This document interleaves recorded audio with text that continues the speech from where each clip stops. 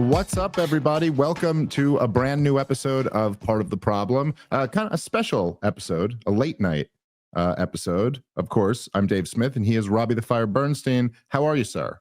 I'm doing well. I'm so close to being done with having to take Adderall and put together these Porsche tour dates, and I'm very excited to be done with it. Mobile, Alabama, and Pensacola, Florida is the start of the tour, and you can find that at porchtour.com. Nice. Awesome. Make sure you guys, if you're in the area where Porch Tour comes, go out and see one of the shows. This has become legendary at this point. People tell me, I hear all the time. I'm on the road. Oh, I went to the Porch Tour. It was crazy. He brought me in the middle of the woods and did a ceremony of some sorts. And then it's the best show of my life.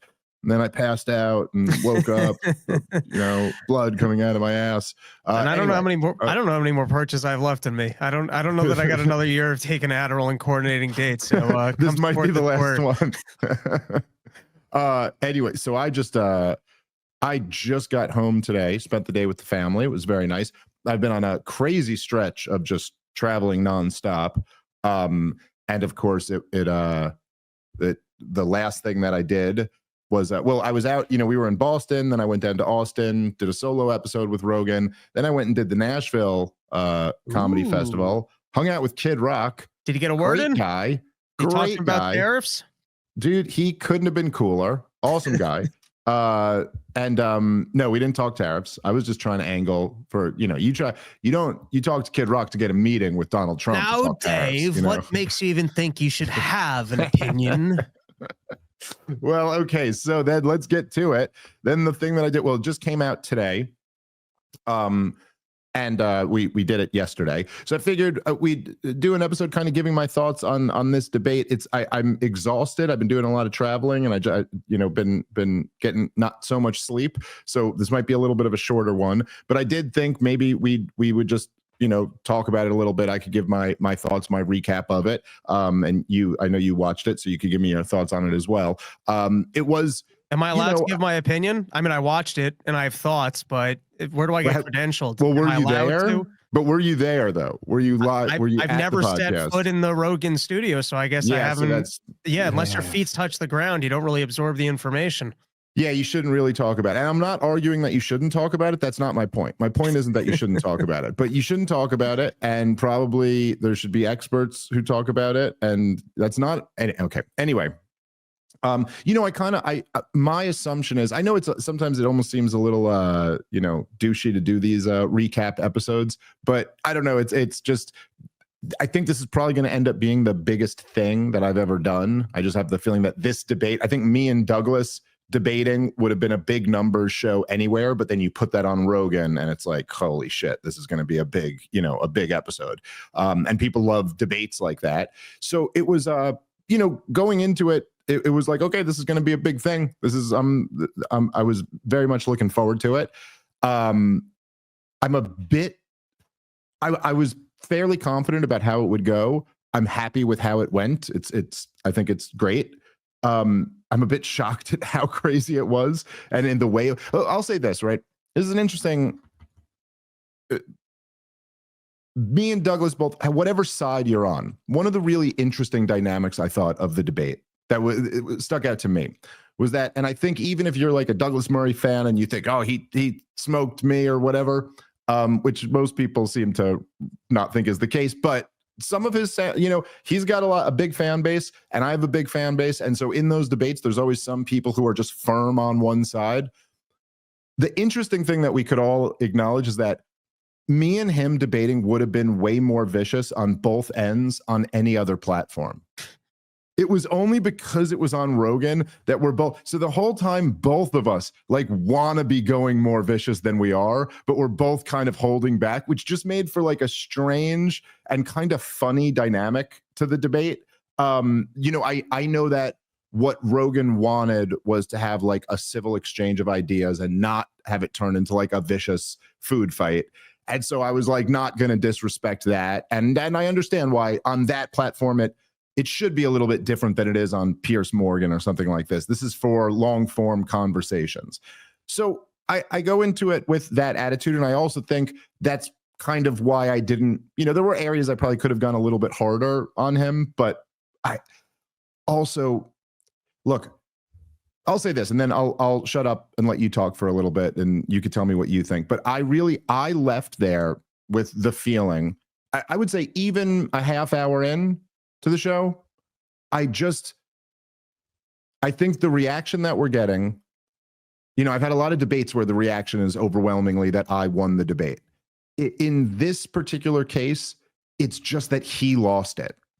Like, it wasn't even that I beat him in the debate. He started out with a 40-minute struggle session for Joe Rogan that just contained probably the longest stretched logical fallacy I've ever seen anyone open a debate with. Just a naked appeal to authority, completely unclear with what he was saying. He came in, so in this struggle session with Joe Rogan, I couldn't make this up. This is barely before I presented any thought or argument or opinion. I think it was before that. He comes in with this long that is an appeal to authority, an appeal to expertise. You're having these non-experts talk about issues that experts should talk about. And I'm not saying they should be censored, and I'm not saying they shouldn't talk about it, but they're talking about it and they're acting like they're experts. How are they acting like they're experts? Because they're talking about it. And when they're talking about it, it was just the most ridiculous argument, the most pompous, elitist, but essentially telling the host of the show and the entire audience, your opinion doesn't matter. Like, it was just a strategy to me that was like, you want to make everyone think you're a pompous asshole? It was wild. In there, sandwiched in this appeal to expertise, he trashes Daryl Cooper and Ian Carroll, whose names he doesn't even know, and admits that he's never consumed any of their material before. Yet he's trashing them and then claiming that you can only talk about these issues if you have expertise. Then when he's asked, does he have expertise? He goes, well, in some things. Do you talk about things you don't have expertise in? Yeah, all the time I talk about things I don't have expertise in. Okay, well, why can you do that? Oh, you're not even understanding my point. It was just like the most wild thing. And it just became clear as the show went on that Douglas Murray came to do anything but debate me. Like, that was the theme of the entire show. He was there to do every single thing except have an exchange of ideas with me. Everything. It was either I'm going to go on, these long appeal to authority, or I'm going to play ridiculous semantics games with you. Like when I say we're at war, you'll say we at war, and you're not at war. Your military is having an action, and you're not. And just contradicting himself constantly. The things he, like, instead of ever taking on my argument, he would think it was a big blow to be like, you haven't been there. You haven't been there. You don't have expertise. You don't. It's so bizarre because it's like, this would be, look, I'm not saying I would agree with it, but at least it would make sense if Douglas Murray refused to debate me and then made a video about why he wouldn't debate me. And in the video, he said, because he doesn't have expertise and because he hasn't been there and because, okay. But once you agree to the debate, you can't just say, I have expertise and you don't have expertise. You can't spend 40 minutes on that. It's like, demonstrate it, motherfucker.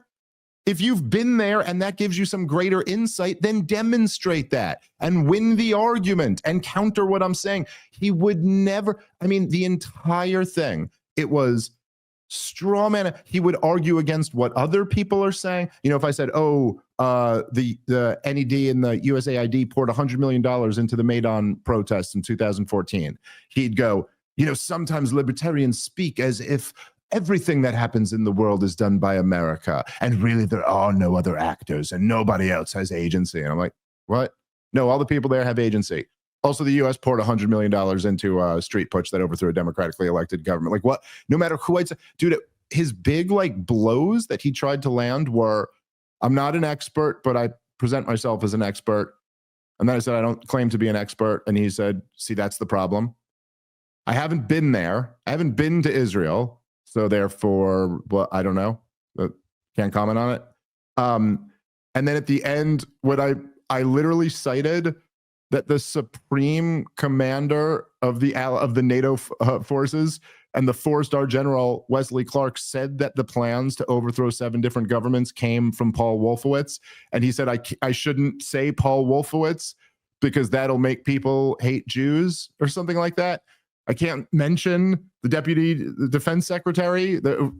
Anyway, I don't know. You could tell me what you thought of it, but it was I don't really think I particularly won the debate. I think he just showed up trying to do anything he could not to debate.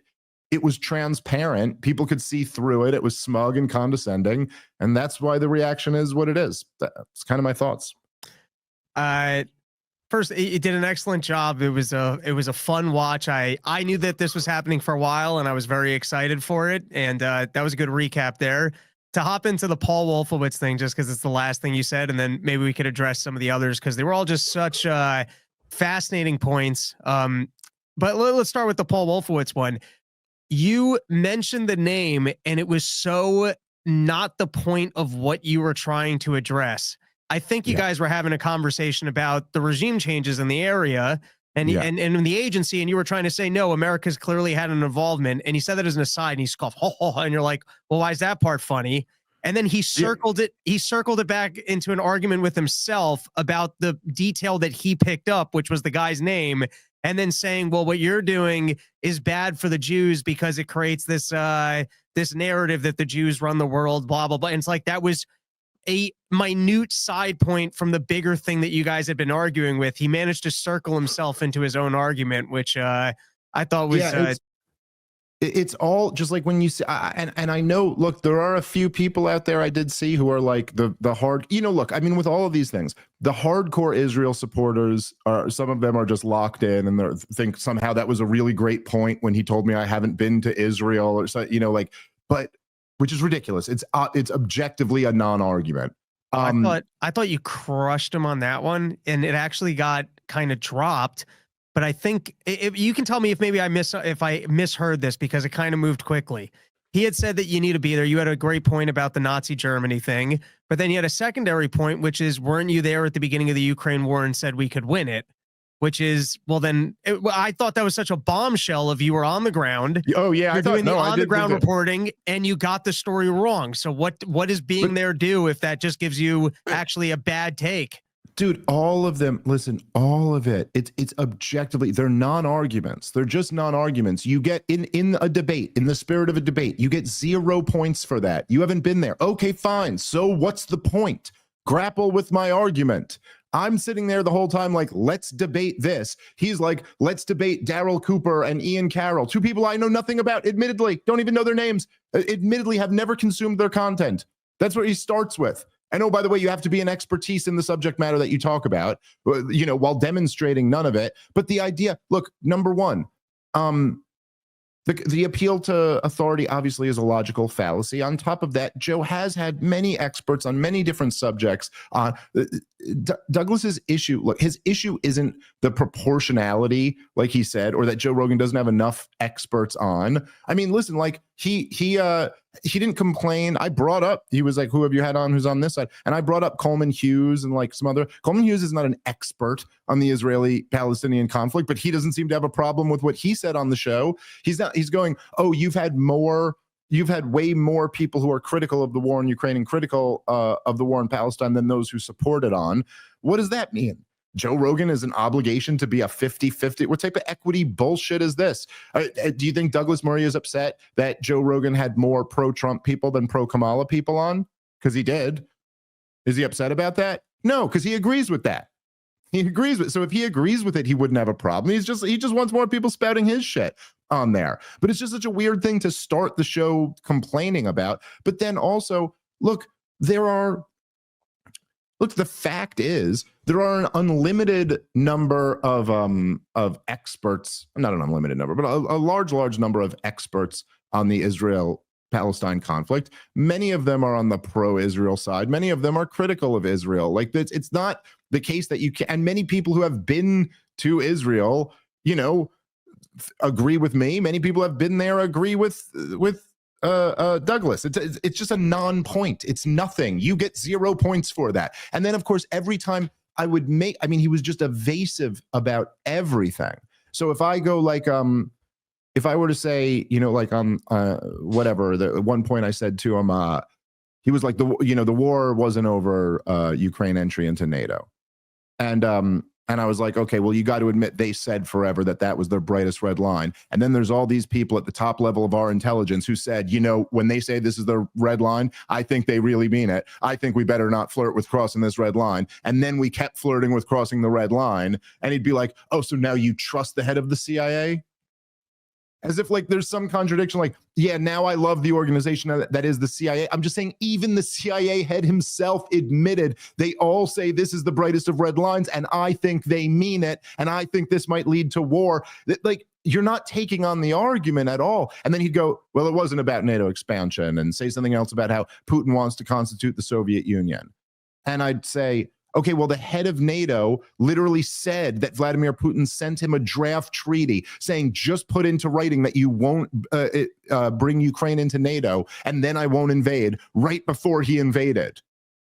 And he'll go, the war was never about that. And then there's always this feeling that it's about the Americans, and it's always about what we're doing. And it's not, and it's like, you didn't counter the art, you know, like he's just not, he was there to do anything he could do except grapple with any of the arguments, because, you know, on some level he knows the shit is indefensible. I mean, I don't know what to say. And so I think in a weird way, I ended up just collecting kind of an easy win on it. I mean, I'm glad people are telling me I did a good job. I'm glad people feel that way, but it just seemed almost like, oh, he's just kind of hanging himself. I mean, think about like that. He came in and picked a fight with the moderator, and then essentially the entire audience. It was like, Jesus Christ. And I just think that whatever, at least from what I've seen of the reaction, and I do tend to like, you know, I tried my best to not like live in the YouTube comments, but on a show like this, it's kind of impossible for me to not, you know, when you do this on, it's not like if I do a show in front of my audience where I kind of, you know, I know my audience knows me very well and I know them very well. And at this point, the Joe Rogan audience knows me, but it's not the same. And it's such a huge show that you're like, oh, like I'm kind of interested how people responded to this. And it was, I mean, the second I looked through the comments, it was like exactly what I said after the show, exactly what everyone there, because he like left right after. And I asked a bunch of the people who were there and like watched it, like, hey, what'd you guys think? Brutally honest, like, what'd you think? And they were all like, oh, he just killed himself like right away. And I was like, yeah. And then that's what every single comment was. Every comment was just like torching him for the shit. He couldn't even figure out what he was saying, it felt like, for the first like 40, and he took 40 minutes. He took like 40 minutes of the thing and just dragged it into this struggle session. It was so wild to sit there watching. I'd love to take on some of the logic of the arguments he was putting forward. So the first one is we're not experts. And so if we aren't experts, we should be very easy to dismantle. Yeah. And if anything, we're round one. And if you can't get through our questioning or your questioning, then there's no even reason to have to escalate it to having a conversation with an expert, because wow, this is the degree by which the expert class is lying about a topic that someone as dumb as me, take COVID, take green energy, take a lot of these topics that the expert class told us we weren't allowed to question, take the track record of this show. If anything, it's showcasing the degree by which the expert class is lying and abusing that title, that they fall apart under questioning, and they need to appeal to authority and go, hey, we can't have other people questioning this stuff. No one else is supposed to have an opinion. We need you to trust the experts. That's the only way that society functions. Well, then if you guys are the experts and we're not, you should be very comfortable to hop into the ideas, have the arguments, and dismantle them. And if you're unable to do that, maybe you shouldn't have the expert title, or maybe you're abusing it. Yeah, but also like, you know, right. And he would make some arguments or like that were things that, yeah, neither me nor Joe would have disagreed with. Like what he was saying, the thing where he was like, okay, I understand the experts have discredited themselves, but that doesn't mean we need to turn over every single stone or just have everything. And you're like, yeah, sure. Okay. That's why you have to be judicious about it. But like, now let's be judicious. We're here to talk about the issue. Let's see if you have an actual argument. Like it was enough. Like it almost felt like that whole thing, like what I was saying before, when I was like, it would kind of make sense if he had refused the debate and then was saying why he refused the debate. And it was like, oh, this guy's beneath me. He's not an expert, which by the way, I thought I saw Sager and Jetty, who I love. He posted today, and he's like, he has a bachelor's in like English or something, like, which I didn't even know. He's like totally just not an expert on anything. So it's the weirdest argument to be making.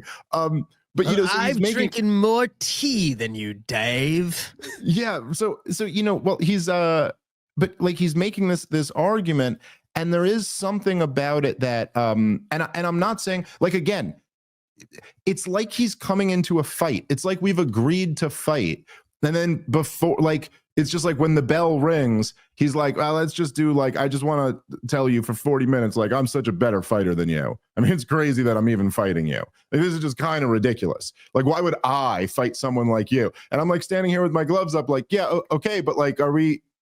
Come on, I think we're going to fight now, and you can show me if you're better than me at this. And then once it comes to that, it's like he has nothing. It's always so shocking. Like, they just have nothing.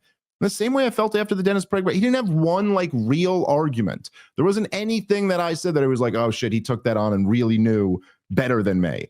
They'd be like, okay, you know, the World Bank said that the embargo in -- which wasn't as severe as the full blockade that's been around it since 2007.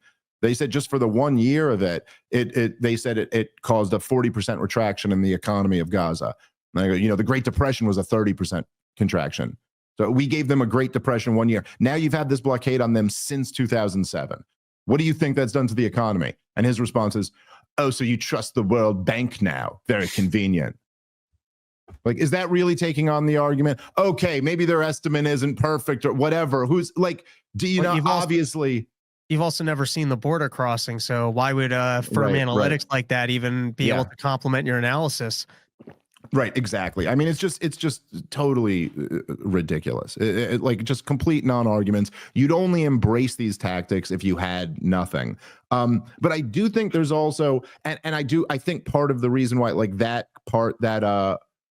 clip. Actually, Suarez, you want to see? You could, if you want to bring that up, maybe we could play that clip, because I think this one was I saw was getting shared a lot, and I think it was one of the moments. It's, you know, I kind of felt like in a weird way, it was a little bit similar to the Cuomo debate dynamic, where, like, when I debated Chris Cuomo, I had like this huge. It's by the way, Suarez, if you go to my Twitter, it's Chief Nerd posted it, so I retweeted it somewhere, but if you want to grab that. But you know, I had this huge advantage when I debated Chris Cuomo, because it's like the entire audience that we're talking to already decided they agree with me, not you, on this. You know what I mean? Like, we're talking about the Iraq war now. It's everybody agrees this thing was a mistake. There's no, like, you know, it's as unanimous as an issue can get. And even though, somewhat ironically, even though like Donald Trump was the president through 2020 and was the buck stops with him, he was the guy who made a lot of the terrible calls. Yet, in our very interesting political climate, only 5 years later, Donald Trump's entire base is with Bobby Kennedy on the health stuff, not with, you know what I mean, any of that shit. Like, everybody's rejected the COVID stuff as being bullshit. And so in the wake of that, the biggest thing that we've ever like collectively lived through, and there's this huge unanimous consent, or damn near close, that this unanimous agreement that, okay, yeah, all the experts got this wrong, all of this was bullshit, and all the mantra of trust the science and only listen to the experts was all just bullshit, so that they could propagandize us with lies. For him to even be attempting to make that argument, I just have this huge advantage, just because like the entire Rogan base is just like, oh yeah, but that's everything we just rejected. You're making the exact argument that we all just saw was complete bullshit. So I don't know. I think it was just, again, it was kind of handed to me. Okay, yeah, let's play the clip, and then we could discuss a little, I guess. I do also think that one of the bigger kind of the bigger picture dynamics to all of this is that we have, at least since 9/11, been in a state of perpetual war. And all of these wars have been disasters. They have been so many lies involved in selling all of them. I mean, the whole Iraq war, the whole war in Afghanistan, just lying the whole way through. I mean, I remember literally having conversations with Green Berets in the middle of the war in Afghanistan, and they're like, George W. Bush is telling you that the army we're building up there is really successful. This thing's going to fall in a week without us. And then all through the Obama administration, it's just like lie after lie after lie with disastrous wars. And so this does create a fertile ground for people to say, I wonder if they were lying about all these wars. Sure. Again, I'm not really trying to argue with you about World War II. Hold on, guys. You know what? Pause it for 1 second. I'll be, I'm sorry, I just got to run and open a door. I'll be right back. Anyway, okay. So, sorry. Where were we here? Okay, so I was talking about how we, they lied us into all these wars. It's created fertile ground for people to believe they're lying about other things. All right, guys, let's take a moment and thank our sponsor for today's show, which is Ridge Wallet. Ridge Wallet, they love these guys. You got to get a Ridge Wallet. I love it myself. I use it all the time. You don't need the old school, big, clunky, leathery wallet. It's throwing your spine out. It's not cool looking. The Ridge is unique, slim. Its modern design holds up to 12 cards plus cash, everything you need. It's made with premium materials like aluminum, titanium, and carbon fiber. They just look awesome. There's over 50 colors and styles to choose from, and they're all really cool. Check them out. All Ridge products have a lifetime warranty. This is literally the last wallet you'll ever have to buy. There's a reason it has over 100,000 five-star reviews. So lose your old wallet and grab the Ridge. They also have air track attachments, so you'll always know exactly where it is before panic mode kicks in. And right now, Ridge is having their once-a-year anniversary sale. Get up to 40% off at ridge.com/POTP10. That's ridge.com/POTP10 for up to 40% off. All right, let's get back into the show. Here, let's keep playing. Interesting question is whether you're busy watering it. Well, should you not talk about mistakes that were made overall? Absolutely. Okay, you should. Absolutely. Right. I'm all for going back and looking at mistakes. So what is your argument then? It's a very weird thing to go back, zone in on a man, say this one thing is a mistake and should characterize him, and you ignore everything else. You're taking him out of context. Pause it for a second. Just to be clear here, what Douglas is arguing about, so it had started on Daryl Cooper, whose name Douglas says he doesn't know. He literally goes Daryl Cooper, and then something like that. And then Joe asked him at one point if he had ever consumed any of his work. He says, no, I don't need to. I don't know anything about him. He's talking about one line he said on Tucker Carlson's podcast. Then he's saying the problem with Daryl Cooper is that he takes a guy in Winston Churchill and judges him off one thing and doesn't look at his full body of work.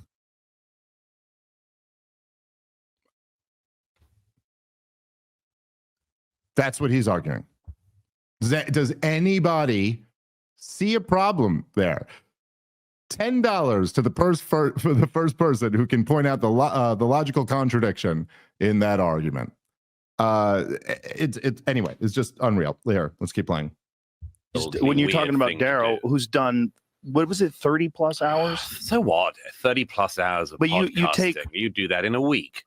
I mean, yeah, but it's a very different thing. He's not doing a podcast like talking to people. Again, okay, nor is he doing what a stupid point. Work, pause nor it is he working for a second. Like, what a stupid point. Like, if I let's say I read a book on tape, which is really kind of what Daryl does with these things. If I sit down like with the effort to script out like a book, that is a different thing than like what me and you are doing right now. And just count the hours that we've done this and then compare it to that. That's like a written presentation, an oral presentation for 30 hours. Do you not see the difference between a 30-hour oral presentation going deep in depth on a topic and all of the players and all of the histories and what started every war and how the people suffered and what both sides, you know what I'm saying? Like that's a giant book. Yes, it's a giant book. It's not having a conversation with people, like, which is a challenge as well, but like it's a totally different thing. All right. Anyway, let's keep playing. In the archives, clearly. Come on. I mean, he is not the historian of our era. He's not claiming to be. This is the thing, Joe. This is like punching jelly. No, but you don't consume his work. What I'm saying, because I don't need to consume endless versions of a revisionist history. I understand. But I know where this comes revisionist from. history. If you listen to his work, it's not revisionist history. He's basing it on historical work. Yeah, I know. But okay, so this is my point about Jelly. It's a shape-shifting thing. Comedian or historian? He's not a comedian. Historian or podcast? Would-be historian or actual historian? You say he doesn't claim to be a historian, but he's pumping out tens of hours of neither history. does Dan Carlin. He doesn't claim to be a historian either. You see my point about the move. Pause it for a second. Exactly, Joe. But why doesn't he have a problem with Dan Carlin? Oh, because Dan Carlin isn't telling the truth about Israel. That's all it is. It's nothing but a tactic to get the guy who's arguing the point you don't like, rather than fucking addressing any arguments. Let's keep playing. Weird jujitsu move. No, I don't. Where you say, hang on, you know all about this as well. You say, I'm not a historian, but I'm going to spend my time talking about history. I'm not a journalist, but I'm going to spend my time talking about this thing. I'm not an expert on this, but I'm going to spend my time talking about this thing. It's a weird move, yeah? No. You don't think? No, I'm a free American. I can talk about what I like to. About so what I don't. You so want. what is the point I've here? noticed you can, but so we what's all the can. point? The point is, what are you pushing? What are you watering? What am I pushing? Yes. Liberty, free markets, peace, prosperity, not getting in another stupid catastrophic war, which we're on the precipice of right now. That's what I'm pushing. What are we on the precipice of? Well, I think weren't you just talking about it the other day? Everyone I hear on the inside says we're about to attack Iran. I think you just said something about that the other day. Am I wrong about that? I thought I saw in one of your interviews that you did. Possibly. No. Okay. That doesn't mean we are on the verge of a war. I mean, you keep referring to we being in wars. There's a very big difference between a country having a military that's engaged and a country being at war. This country has not been at war for 25 years. You have not been fighting for the American homeland for 25 years. Yes, we haven't. That's true. Right. We haven't had a war on our shores. We've been picking on third world countries halfway around the world. Well, you haven't been randomly picking on them. I mean, Afghanistan, you went. I didn't say it was random. Yeah, right. Okay. It wasn't like you suddenly. Just pause it for a second. Like, dude, it's just, this was the whole thing. Is every point is just garbage. Like everything it's just, I don't know. Do I even need to like point this out, Rob? It's just crazy. It's like look, by the way, there's another, the contradictions are wild, but there's how pedantic to stop over, we've been at war. And I go, yeah, no, I'm not suggesting the homeland's been attacked. I'm saying we've been picking on these third world countries. And he goes, you haven't been randomly. I didn't say it was random. Obviously, what is this? All right, keep playing. Watch out for this next contradiction. Myanmar or something. We went for Afghanistan to find bin Laden and take revenge for 9/11 and stop an attack like that happening again on the American homeland. That is very different from a country being at war. Yeah, but that's a total mischaracterization of the war in Afghanistan. It's one thing to say that might be an accurate characterization of the special operations mission in late 2001, but then we thought a 20-year regime change war against the Taliban. Because you got dragged into the quicksand of war. Pause it. Oh, yes. Okay, fine. Pause it. He starts the thing by objecting to me saying we've been at war and ends it by saying because you got sucked into the quicksand of war. Oh, so you just use the term you in the same way that I use the term we, and then use the term war in the same way that I use the term war. After that was your objection. He literally starts and then just completely contradicts it at the end. I'll tell you, I didn't even notice that one live. It wasn't until I saw Chief Nerd posted this that I noticed that. But I was like, oh, you literally ended it by saying you got sucked into war. So what the fuck are we talking about here? Anyway. The Wii U thing. I don't even know if I thought it wasn't a war. That was too much for me. So I'm saying, he says, he's objecting to me saying we've been at war, because it's like, no, that's not really we. But I was like, yeah, but that's the way people use the term we, like referring to your government's actions. Okay, fine. But then at the end, he goes, you've been at war. So it's like, oh, you also implied you, like talking, you know what I'm saying? You're using you implied and I'm using we implied. Whatever. Let's keep playing. Oh, I said it was a war. It's your use of we as if you're personally like suffering this war. I mean, yeah, you're a yes, taxpayer. when I say we, we're taxpayers, implied, so we okay. pay for it. Okay, fine. Douglas, would But, you I go, mean, if I went back and corrected you on every time you've used the term we to refer to your government or something like that? Like if I were to say, oh, we just fine, imposed just tariffs on China, it's would you point out that I didn't and it was the Trump I'm administration? saying you take it obviously very personally, and that's your right to do so, of course. I'm just trying to make sure we're accurate here. What do you think I'm taking personally? Just that, the American wars. Sure. Yeah. I think they've killed hundreds of thousands of people and cost my country $8 trillion and degraded my country very much. And there's a very good argument to make on that. I'm still slightly bemused about this move from I'm an expert on this and I have views to I'm a comedian. I've never claimed to be an expert on anything. Can you just pause again? This is the problem, Joe. It's so funny to go, that's a great argument, and people should really have that discussion. It's like, that's what we're here to do, I thought. But I'm Why don't you want to confused. do it then? So what's the other side of it? Give it to me. Present the argument.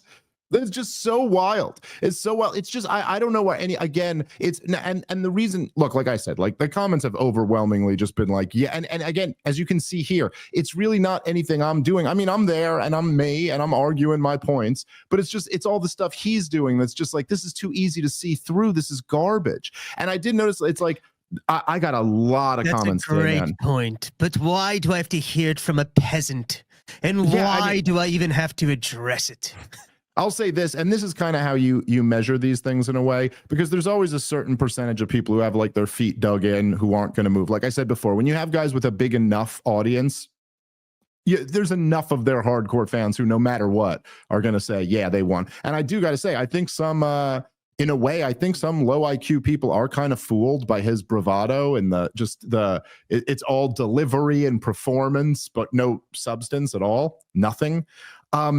But I got a lot of people who were saying to me, man, I actually was kind of a Douglas Murray fan until this. Like he just laid it on so thick that it kind of exposed, like, look, man, all of this, it's so obviously evasive to just write, like you said, Rob, admit like, oh yeah. What you're actually saying has a point, but let me move back to some other, and then this claim again, like it's, this must have been said so many times. You present yourself as an expert. I'm not an expert. I'm just talking about these things. You're allowed to talk about these things. Okay, great. So then what's the problem here? Well, the problem is you go back and forth from expert to comedian. It's like, well, what do you mean by that? I mean, look here, let's keep playing and then we'll kind of get into that point a little bit more. I mean, if somebody Wait a minute, says you have to claim to be an expert on something to have an opinion on something? You don't have to be. You don't have to be. But so this is like, issue? I'm not a historian, but I'm pumping out history. But wait a minute, I'm not an expert, but I'm talking all the time about this. But you're not even talking about specifically on what he just said. No, I'm saying this is my point about this. You say, I mean, it is. I'm not an expert. So what's the solution? Like, God bless Joe Rogan, because he is trying to keep it civil and be as nice as possible, but he's just like, that sure does seem like the thing you're saying doesn't at all address the very reasonable thing that he just said, like what that you even admitted was reasonable. So like, you got anything for that? And it's just anything except arguing any of the wars, anything except actually putting up a debate, grappling with anything I'm saying. All right, let's play the last little bit. To not talk about it? No, it's to have more experts around. Well, the expert class hasn't done a great job. I know. Man. This is follow the science. Yeah, but you know what? I agree with that. I just said to you, I agree with that. Right. I know. But so one Douglas, of the problems during is, all of COVID, I will put my track record against any of the expert class on COVID. I'm glad to do that. So should I have just shut up? Should I have shut up by opposing lockdowns and opposing vaccine mandates and talking about the lab argument theory? at the time? You realize that's the entire argument that you're making. Let the experts handle this. He's not. No, is it like it's like, and he has the nerve to say that me and Joe were like jelly. It's like, dude, you couldn't pin him down on anything. Anything he says, he won't just stand for. And look, I'm sorry. This thing, to this claim, which people try to make, right? That, I mean, he's the only one I've ever had actually like try to make this in a debate, but I've seen other people like say it online and stuff. But the idea that it's like, hey, look, you're just a comedian and you present yourself as this expert, but then you always have this like parachute, like, oh, but I'm just a comedian. First of all, which Douglas later in the debate directly accused me of, like that's what he said. And it's just like, I don't know how many times I have to say it to him. He has to be like a drunk woman and just pretend he hasn't heard it every single time and keep saying it again. There's really no contradiction here. I don't put myself out as the expert. I never sit here on the show and say I'm in all of the issues that we talk about. Okay, Rob, like all the big issues that we've been known for, doesn't it always go without saying? And I think I probably repeat it quite a bit. I say the words I'm not an expert quite a lot. Actually, I make that very clear. Obviously, when we were talking, is there any confusion? Does anybody who listens to this show, does anybody you think who listens to me on Joe Rogan, if I'm talking about the wars in whatever country, if I was talking about the COVID, does anybody think that I'm claiming to be a virologist or an epidemiologist or somebody who has studied this that is the expert on the issue? Am I ever? No, every time I'm going there, what I do on this show too, is I always bend over backward to flood people with the experts that have informed me and with the experts who I think are getting it right. And yeah, like I said, I'm a free American. I'm allowed to have opinions on things and make arguments and be like, this guy's case is stronger than this guy's case. And no, I'm not an expert in any of the things that we talk about, but I am right about just about all of them. And me and you, Rob, I'm sorry, we've been right about all the major issues over the last few years. I'm sorry. It's just the facts. That's the truth. And then when it's this thing, it's like, I also have been doing stand-up comedy for like 20 years, and I tour all around the country and do stand-up comedy. I do both of those things. I talk on a podcast about my views, and I also do stand-up comedy, and people who come out and see the shows enjoy them and have a very good time. I make a nice living doing both. There's no contradiction there. And as for this thing that it's like a parachute, has there ever been a time there was one time literally, it was when I debated Sam Cedar. I was very green. This was a long time ago. This has got to be, Jesus Christ, 10 years ago at least. I think over 10. I think maybe closer to 15, I think. But regardless, it was like around 15 years ago. And it was a phone call into the thing, whatever. I just did a bad job. I had a bad debate. And then I do think at one point in that debate, I was like, look, dude, I'm not the expert. I'm just a comedian, but blah, blah, blah. I think this. And I remember people giving me shit for saying that. And I think that's the only time I've ever said it. Has there ever been a time recently where like, I've made a point, like, I really believe this, someone made a counter argument to that, and then my response was, well, hey, I'm just a comedian, I don't know what I'm talking about? No, I never do that. So there's nothing here to what he's talking about. It's like he's basically like, he doesn't it's just a pure argument for credentialism. He doesn't think I should get to be on huge shows making these points. But you know what, Douglas, you're not in control of the world because there's a free market of ideas to some extent, and you don't get to decide that. And this is the way it is. I am here on this show with you. The thing is, once you're here on the show with me, you got to actually engage, have an argument, have some idea. You can't just sit here and talk about how it shouldn't be me here. Joe shouldn't be having us on. He should only have people on who agree with you. Meanwhile, on the other side, we are like quite happy to have everybody on. Let's have the debate. So yeah, anything else? Anything else that you that stuck out to you that we should bring up? It just on that point, it's the fun thing about experts is they can correct us. I could stand up in front of a mathematician and go 2 + 2 = 4, and I'll be like, well, that was right. And then if I said something really stupid, he'd go, that was wrong. And guess what? Right. I might not be an expert in American immigration policy, but I could tell you that during the Biden administration, they were clearly pulling something to get as many people across the border as possible. And when they said, hey, we need to legalize 5,000 people a day before we have the authority to close the border, I don't need to be an expert in United States law to go, that sounds like bullshit to me. And you know how many topics we did that for all of COVID? We've done that for hundreds of topics to go, hey, I'm listening to the argument that the expert class is putting forward, the information that the experts want us to believe, and I'm calling bullshit. Yeah. And guess what? If it was as dumb as me standing up in front of a mathematician and going 2 + 2 = 5, it would be really easy to correct us. But the expert class is has done a very good job of lying and shilling for the regime, which is what leaves space for non-experts like us to have platforms and comment on things to just go, hey, I think the entire expert class or a large majority of the expert class is lying to us. Or sometimes just to sit down and really cipher through a lot of the information from the expert class and go, wow, there's a lot of people who are lying about this, but that John Mearsheimer guy seems to be making some really good arguments about the Ukraine war. I've been reading all the coverage and everyone's been lying to me and telling me that we're going to win this war and we just have to support it and that Putin's going to take over all of Europe. And I don't know, that just doesn't sound right. And then you keep reading the information, you keep seeing that we're not winning the war, that none of that information is true. And then you find the other experts, you're like, you used to listen to him, you're like, I kind of like this expert, and you rehash that information. I don't know, kind of doing a service of, going through everything and just putting forward your critical reasoning. I don't really, I just don't get I mean, it's blanket. It's obvious what he's doing. It's this appeal to authority that only people like me who want to spew my talking points should be allowed to have a voice. And so if you're not spewing exactly what I think people should know, which we don't really want to have to contend with other people's arguments about, then you shouldn't be platformed.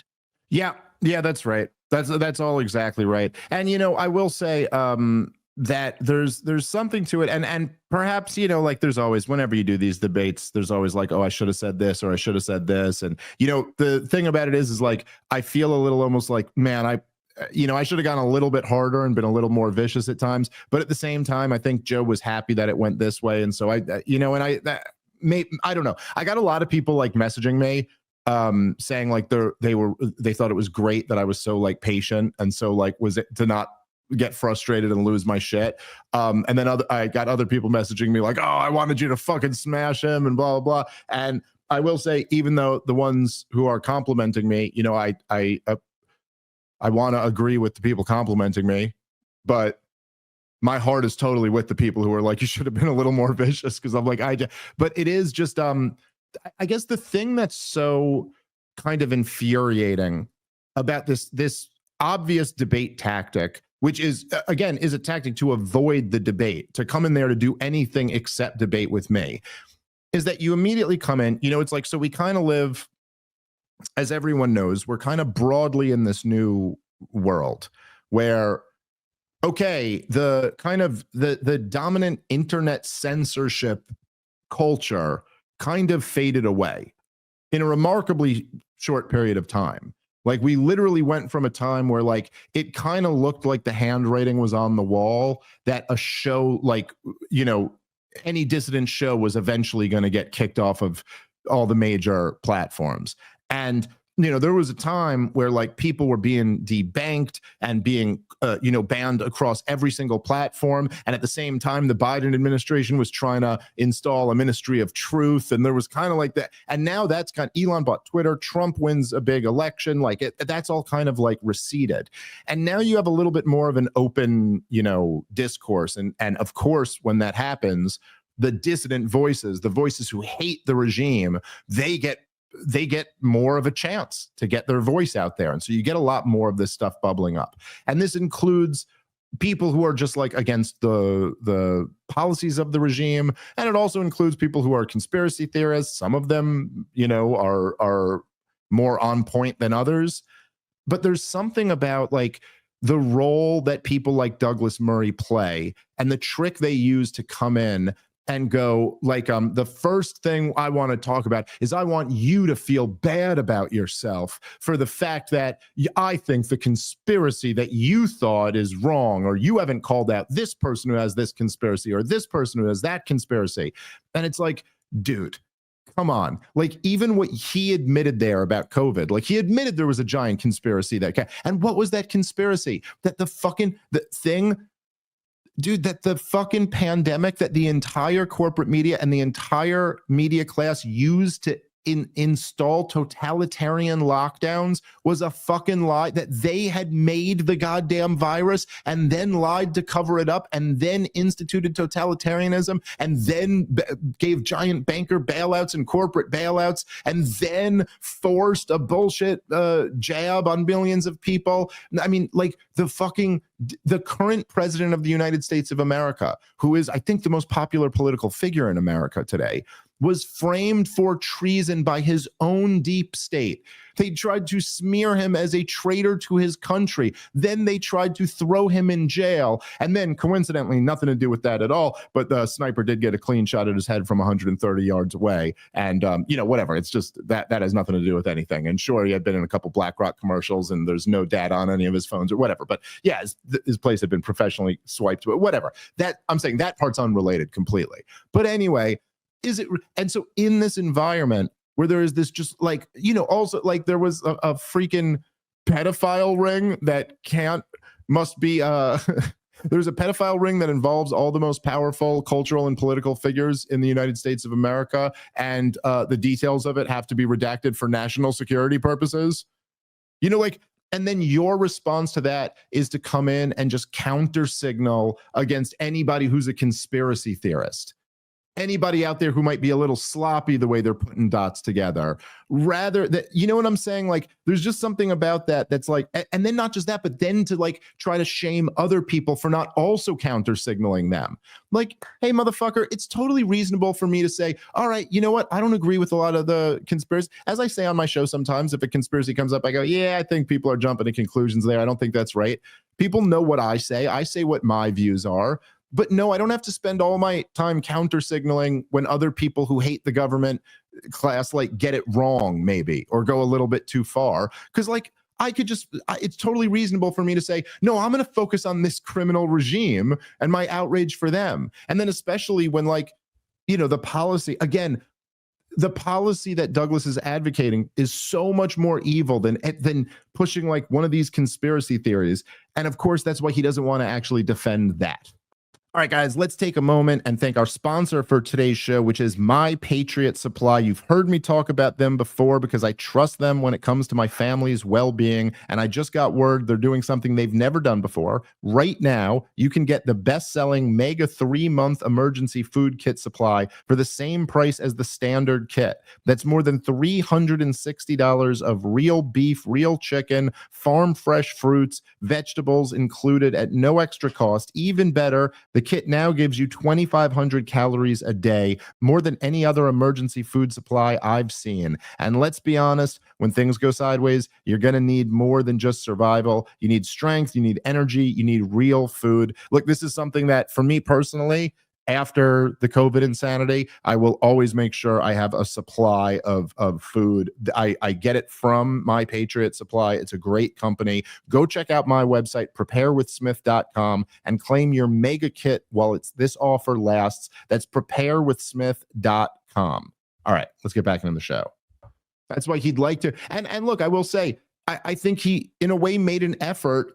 And to the extent that he was successful, it's that we only really talked about the war for a pretty short period of time, considering how long the podcast was.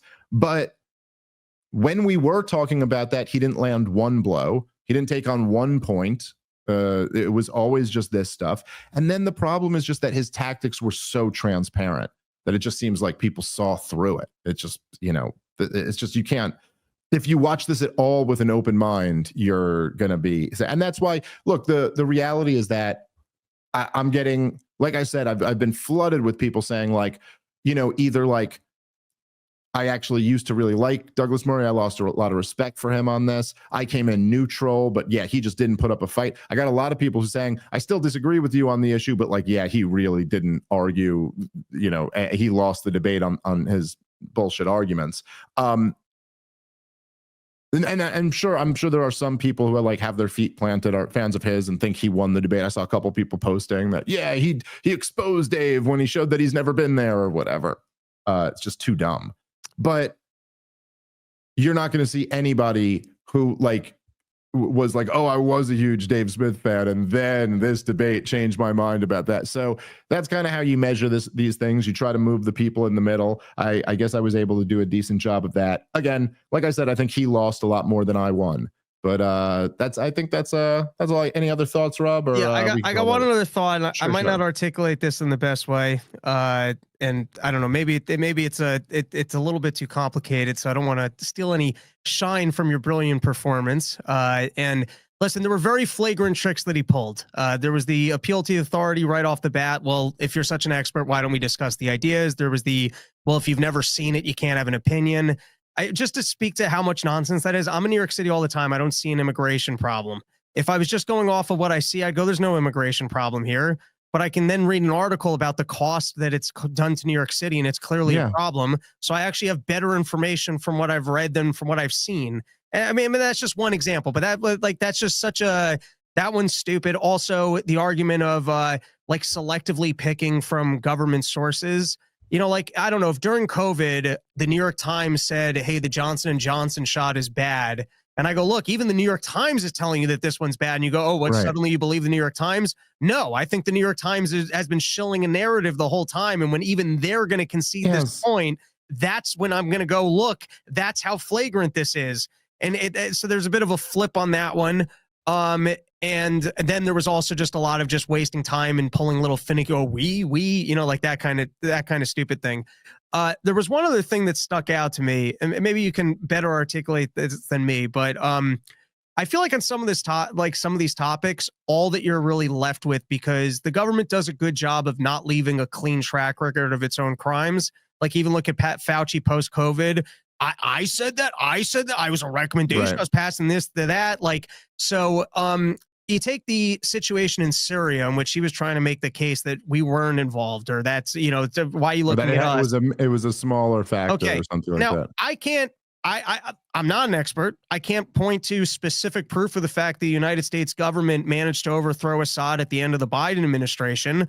But the fact that there was Ukrainian stuff over there, that Israel stepped in, took over military bases, and the relationship that we've had in the past working with groups such as Al-Qaeda in the region while saying the moderate rebels. Yeah, I can't prove to you that that was America, but I think there's also, at the very least, if you arm and back a group and they try to overthrow the government and it fails, and then years later they try to throw the government and it succeeds, even if we don't have the proof yet, which we might well get in the future, we'll see that there was direct American involvement in the second time. You still backed the group the first time. Like, it was still your intervention that ultimately led to this outcome. And of course, this is the game that they play a lot, but like, the whole point, as like everybody who studies this shit knows, right? The whole game of CIA-backed coups is always to like move the needle enough with as little a footprint as necessary, right? So like, maybe there's an uprising, but the government is stronger and could put it down. But like, if you send some weapons in, that'll be the difference between them taking over the government or not. And then you could sit back and go, oh, it was just a little bit of weapons that we sent in. And it's like, yeah, but the point of sending it in is to make the difference. That's the whole game. Stated a little bit differently, and I'll give another example. If we can only trust the expert class and we can only criticize government if there's direct government evidence, how do you ever question government policy or if it's in our interest?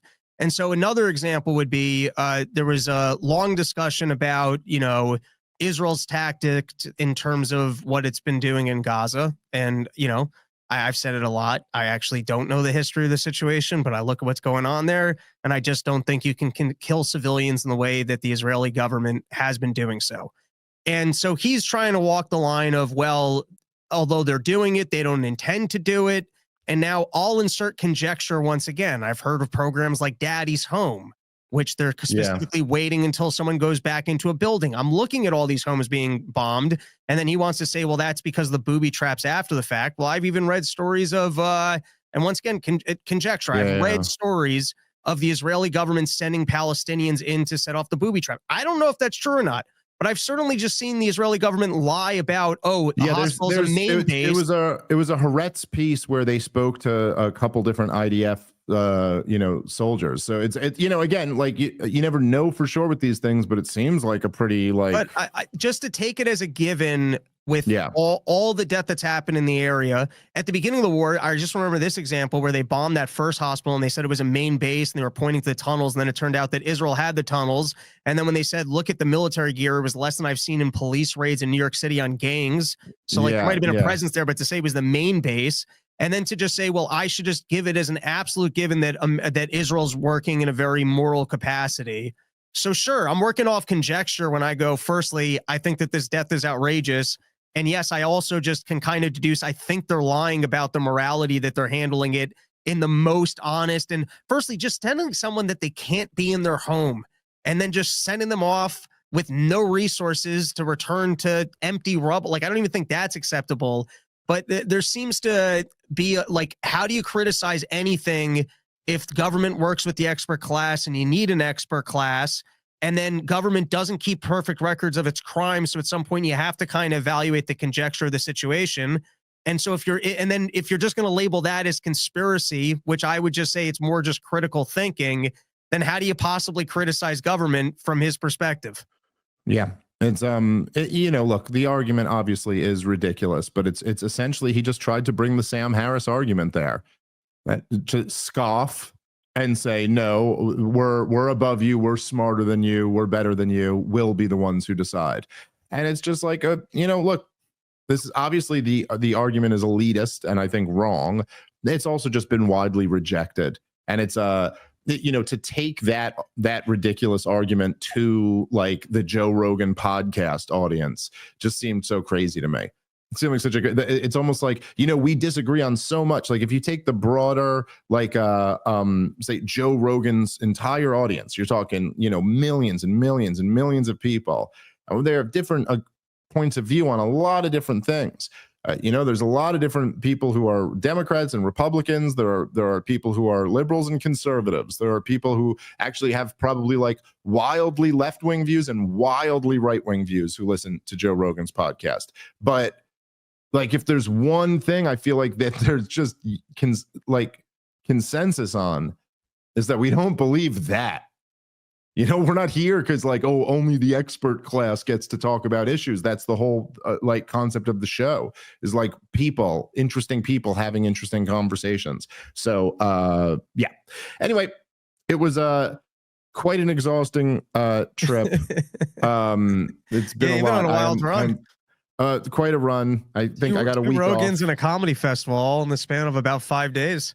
Yeah, and a fun weekend in Boston right before that too. So I think I got a week off now, but I'm gonna enjoy it. So I'm gonna go get some rest. Thank you guys very much for tuning in, and we'll be back to normal schedule coming next week. Sorry about the schedule has been a little inconsistent with the podcast, but I've been all over the place, so it's